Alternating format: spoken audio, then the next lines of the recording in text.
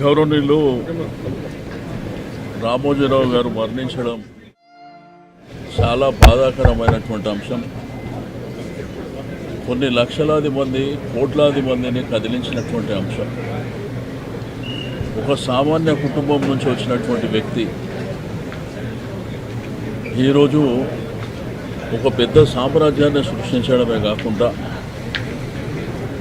ఈనాడు దినపత్రిక ఈరోజు తెలుగు వాళ్ళు మరి ప్రేమించేటువంటి పత్రిక గడిచిన 50 సంవత్సరాల నుంచి మరి వాస్తవాలని ఉన్నట్టుగా మరి ప్రజలకు చేరువేయడమే కాకుండా మరి చాలామందిని కదిలించినటువంటి వారు రామోజీరావు గారు ఒక వ్యవస్థ కింద ఈరోజు రామోజీ ఫిలిం సిటీ అనేది ప్రపంచంలోనే ఇటువంటి ఫిలిం సిటీ ఎక్కడ కూడా లేదు.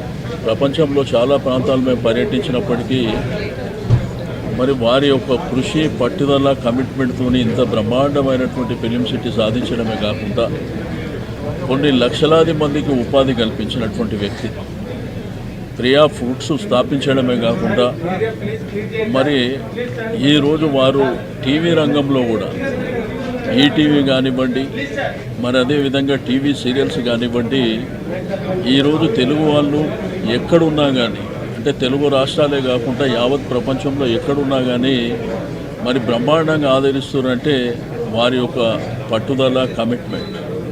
నాకు వారికి ఉన్నటువంటి అనుబంధం, మా ఇంట్లో ప్రతి శుభకార్యం జరిగినా కంపల్సరిగా మరి మొట్టమొదటిగా వచ్చేటువంటి వ్యక్తి రామోజీరావు గారు. నా ఇంట్లో అనేకమైనటువంటి కార్యాలు జరిగినాయి.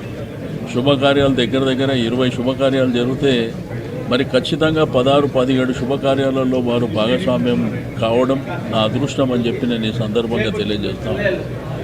బట్ ఈరోజు సమాజంలో జననం మరణం అనేది సర్వసాధారణమైనప్పటికీ కొంతమంది వ్యక్తులు చరిత్రలో మిగిలిపోతారు. అందులో రామోజీరావు గారు మొదటి వారుగా మిగులుతారని చెప్పి నేను ఈ సందర్భంగా తెలియజేస్తూ ఉన్నాను. ఆ కుటుంబానికి భగవంతుడు ధైర్యాన్ని ఇవ్వాలి. తప్పకుండా వారు ఏ ఆశయాలతోని ఈ వ్యవస్థల్ని స్థాపించిండో తప్పకుండా దాన్ని ముందుకు తీసుకువెళ్ళవలసినటువంటి ఆవశ్యకత మరి ఉన్నది. ఈరోజు లక్షలాది మంది వారు స్థాపించినటువంటి అనేకమైనటువంటి ఈరోజు ఈనాడు కానివ్వండి, మరి టీవీ రంగం ఈటీవీ, మరి అదేవిధంగా టీవీ సీరియల్స్ కానివ్వండి, దాంతోపాటు ప్రియా పచ్చళ్ళు కానివ్వండి, డాల్ఫిన్ కానివ్వండి, ఈ విధంగా కొన్ని లక్షలాది మందికి ఉపాధి కల్పించినటువంటి మరి గొప్ప వ్యక్తి. అందుకే వారు ఒక వ్యవస్థ అని చెప్పడం జరిగింది.